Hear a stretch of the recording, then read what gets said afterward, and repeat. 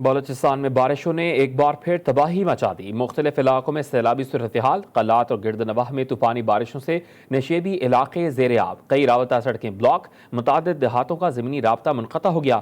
لورالئی میں کچے مکانات گر گئے، پنجگور، فاشق، خاران، بوستان میں بھی شدید بارشیں، متعدد مویشی ہلاک، سیلاب متاثرین امدادی سامان کے منتظر۔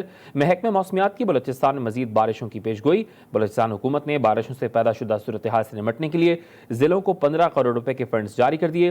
ڈپٹی کمشنرز ان فنڈز کو صرف متاثرین سیلاب کی امداد و بحالی کے لیے بروئے کار لا سکیں گے۔ صوبہ پنجاب میں بھی 2 روز تک طوفانی بارشوں کا امکان، ڈیرہ غازی خان کے پہاڑی علاقوں میں طغیانی کا خدشہ۔ محکمہ موسمیات نے ملک کے بیشتر حصوں میں آئندہ 3 روز کے دوران مانسون کی بارشوں کی شدت میں اضافے کی پیشگوئی کر دی۔ بارشوں کا سلسلہ 30 جولائی تک وقفے وقفے سے جاری رہے گا۔ بورے والا دریائے ستلج میں پانی کی سطح مسلسل بلند، تیز بہاؤ سے موزہ بھٹیاں کا حفاظتی بند ٹوٹ گیا۔ دریائے ستلج میں بہاول نگر کی حدود میں درمیانے درجے کا سیلاب، تیز بہاؤ سے کئی رابطہ سڑکیں ٹوٹ پھوٹ کا شکار۔ چونیا میں دریائے ستلج میں گنگن پور کے مقام پر پھنسی 2 خواتین کو ریسکیو کر لیا گیا۔ کراچی سمیت سندھ بھر میں 2 روز تک موسلادھار بارشوں کا امکان۔ سکھر، جیکب آباد اور لاڑکانہ میں تیز ہواؤں اور گرج چمک کے ساتھ بارش کی پیشگوئی۔ کراچی میں بادلوں کے ڈیرے، محکمہ موسمیات کی شہر بھر میں آج اور کل تیز بارش کی پیشگوئی۔ شہر کے مختلف علاقوں میں ہائی الرٹ جاری۔ سندھ پولیس کی بڑی کامیابی، کشمور میں پولیس کی کچے کے علاقے میں ڈاکوں کے خلاف کامیاب کارروائی۔ 5 پولیس افسران سمیت 9 افراد کے قاتل میں ملوث اندھڑ گینگ کا سربراہ جانو اندھڑ 8 ساتھیوں سمیت ہلاک۔ آئی جی سندھ پولیس غلام نبی میمن کے مطابق سندھ حکومت نے ہلاک ڈاکو جانو اندھڑ کی زندہ یا مردہ گرفتاری پر 1 کروڑ روپے انعام رکھا ہوا تھا۔ ضلع کشمور میں مارے گئے 8 ڈاکوؤں کی ہلاکت کا ڈرامہ بے نقاب۔ پولیس اب تک مارے گئے ڈاکوؤں اور ان کے سرغنہ جانو اندھڑ کی تصویریں بھی جاری نہ کر سکی۔ ڈاکو ہلاک ساتھیوں کی لاشیں اپنے ساتھ لے گئے۔ ڈاکوؤں نے سوشل میڈیا پر مبینہ ویڈیو بھی جاری کر دی۔ اندھڑ اور دیگر ساتھیوں کو ان کے اپنے ہی دوست نے سوتے ہوئے قتل کیا، ڈاکوؤں کا دعویٰ۔ گورنر سندھ کامران خان ٹسوری کی کوشش سے مغوی ایف سی اہلکار بازیاب۔ خالد خان کو ڈاکوؤں نے کچھ روز قبل کنکوٹ سے اغوا کیا تھا۔ ٹانگ کے میئر نے گورنر سندھ کامران ٹسوری سے مغوی کی رہائی میں مدد کی درخواست کی تھی۔ کراچی میں ایم پی اکرم ابڑو اور بیٹے کے قتل کی تحقیقات میں بڑی پیش رفت۔ پولیس کا بتانا ہے کہ قاتل کیس کا مرکزی ملزم بلوچستان فرار ہو گیا ہے۔ ملزم کے 2 قریبی رشتہ دار زیر حراست۔ واردات میں استعمال کار کو 2008 میں رجسٹر کرایا گیا۔ کار کئی مرتبہ فروخت کی گئی لیکن خریداروں نے نام پر ٹرانسفر نہیں کرائی۔ اسلام آباد میں سول جج کی اہلیہ کے گرد گھیرا، مزید تنگ کرنے کی تیاریاں۔ متاثرہ بچی نے بیان میں اپنے اوپر ہونے والی مظالم کی داستان سنا ڈالی۔ پولیس نے بیان کے بعد کیس میں مزید دفعات شامل کر لی۔ پولیس سول جج کی اہلیہ ملزمہ کو گرفتار کرنے میں تاحال ناکام۔ تشدد کا نشانہ بننے والی رضوانہ خوف کے مرض کا شکار ہو گئی ہے۔ بہو اور بیٹے کو بچانے کے لیے والد کی متاثرہ بچی کے اہل خانہ کو صلح کی پیشکش۔ یہ ایک بہت افسوسناک بات بھی ہے، اتنا ظلم کسی انسان پہ کر دینا یہ سمجھ سے بھی باہر ہے۔ یہ کسی عام انسان کی، ایک ذہنی کیفیت رکھنے والے شخص کی حرکت نہیں ہو سکتی اگر آپ اس بچی کی حالت دیکھیں۔ جج کی اہلیہ کے بدترین تشدد کا شکار بچی رضوانہ کی حالت ابھی بہتر نہیں ہوئی۔ متاثرہ بچی کے ملزم کو ضمانت ملنے پر افسوس ہے۔ وزیر اعظم شہباز شریف کی معاون خصوصی شہزاد فاطمہ کی لاہور کے جنرل اسپتال میڈیا سے گفتگو، کہا اتنا ظلم کسی بھی انسان پر کر دینا سمجھ سے بالاتر ہے۔ صوبہ پنجاب میں 15 سال سے کم عمر بچوں کو ملازم رکھنا غیر قانونی ہے۔ کلاس میں سیاحوں کی 2 گاڑیوں میں خوفناک تصادم، دونوں گاڑیاں کھائی میں جا گری۔ المناک سانحے میں 8 سیاح جاں بحق، متعدد زخمی۔ اسسٹنٹ کمشنر چلاس کا بتانا ہے کہ حادثہ تیز رفتاری کے باعث پیش آیا۔ لاشوں اور زخمیوں کو ریجنل ہیڈ کوارٹر اسپتال منتقل کر دیا گیا۔ مسافر وین میں 14 اور گاڑی میں 4 سیاح سوار تھے، جن میں خواتین اور بچے بھی شامل تھے۔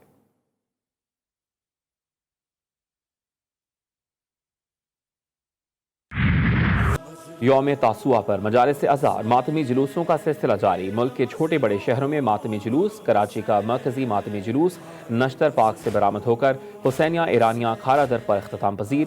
لاہور میں پانڈو سٹریٹ اسلام پورہ سے مرکزی جلوس منزل پر پہنچ کر ختم۔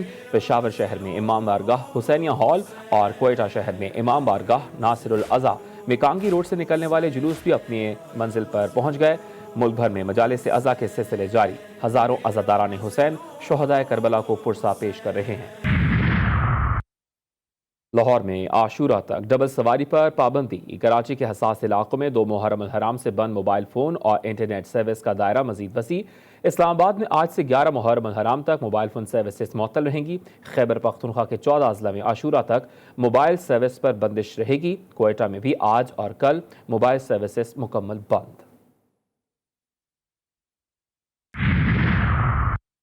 وزیر اعلیٰ سندھ مراد علی شاہ نے کراچی میں جلوس کی سیکیورٹی کا جائزہ لیا۔ میڈیا سے گفتگو کرتے ہوئے بولے، جلوسوں کو سیکیورٹی فراہم کرنا ہماری اولین ذمہ داری ہے، خطرات اتنے بڑے نہیں ہیں، سیکیورٹی کے سخت انتظامات ہیں۔ انہوں نے واضح کیا کہ سیکیورٹی زائرین اور عزاداروں کی سہولت کے لیے ہوتی ہے۔ دنیا بھر میں عزاداران حسین علیہ السلام والہانہ عقیدت کا اظہار کر رہے ہیں۔ بھارت، افغانستان، ترکی، کویت، لبنان میں بھی محرم الحرام کے حوالے سے عزاداری کا سلسلہ جاری۔ ایران اور عراق میں 9 محرم الحرام کے بڑے جلوس نکالے جا رہے ہیں۔ سڑکوں پر سینہ کوبی اور نوحہ خوانی بھی جاری۔ عراق کے شہر کربلا میں روضہ حضرت امام حسین علیہ السلام کے باہر لاکھوں عزاداران حسین اور زائرین ماتم اور نوحہ خوانی کر رہے ہیں۔ برطانیہ، امریکہ، افریقہ اور یورپی ممالک میں بھی شہدائے کربلا کی قربانیوں کی یاد میں جلوسوں اور مجالس عزا کا اہتمام۔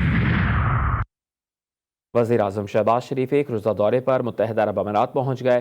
متحدہ عرب امارات پہنچنے پر پاکستانی سفیر نے وزیر اعظم شہباز شریف کا استقبال کیا۔ وزیر اعظم UAE کے صدر کے بھائی کے انتقال پر تعزیت کے اظہار کے لیے شاہی محل جائیں گے۔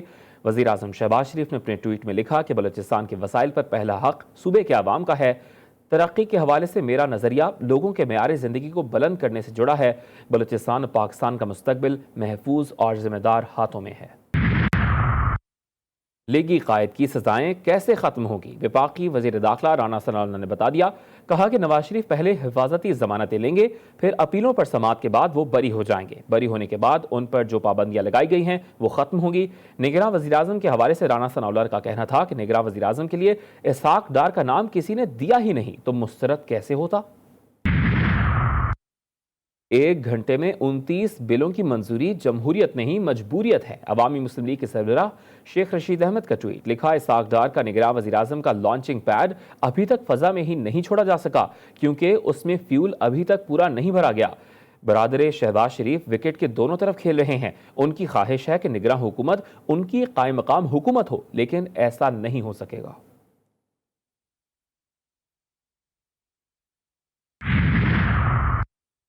چیئرمین PTI پر روز بروز مقدمات اور روزنامچوں کی تعداد میں اضافہ۔ سابق وزیر اعظم پر لاہور میں پیشی کے دوران جوائنٹ انویسٹیگیشن ٹیم کے سربراہ اور ممبران کو دھمکانے کے الزام میں روزنامچہ درج کر دیا گیا۔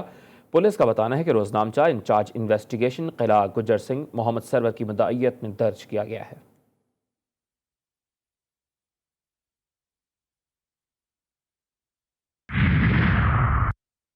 امریکہ میں پاکستان مخالف سرگرمیوں کو آواز دلوانے والے کردار منظر عام پر آنے لگے۔ پاکستان کے اندرونی سیاسی معاملات میں دخل اندازی کی ایک اور ناکام کوشش بے نقاب۔ اعتراض اٹھایا گیا کہ بائیڈن انتظامیہ نے پاکستان کو $3 بلین کیوں تحفے میں دیے۔ سیاسی یوٹیوبرز نے امریکی اعلی کار ڈاکٹر آصف محمود کی کانفرنس کے انعقاد کرنے پر شکریہ بھی ادا کیا۔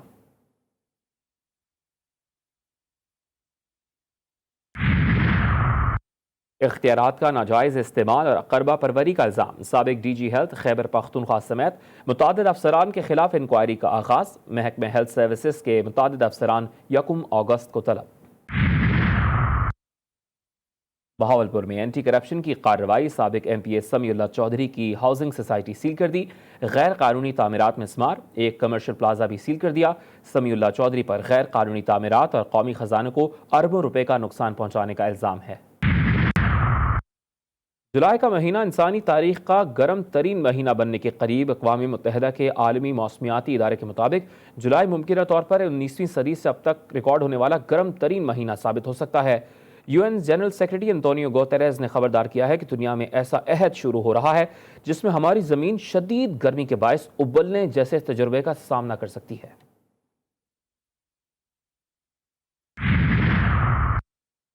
قرآن پاک کی بار بار بے حرمتی۔ اسلامی سربراہ کانفرنس کا ورچوئل ہنگامی اجلاس 31 جولائی کو طلب۔ اجلاس سعودی عرب اور عراق نے طلب کیا ہے۔ سعودی عرب نے قرآن پاک کو جلانے کی ناپاک جسارت کرنے پر ڈنمارک کے ناظم الامور کو طلب کر کے شدید احتجاج ریکارڈ کروایا اور ایک مذمتی نوٹ بھی حوالے کیا۔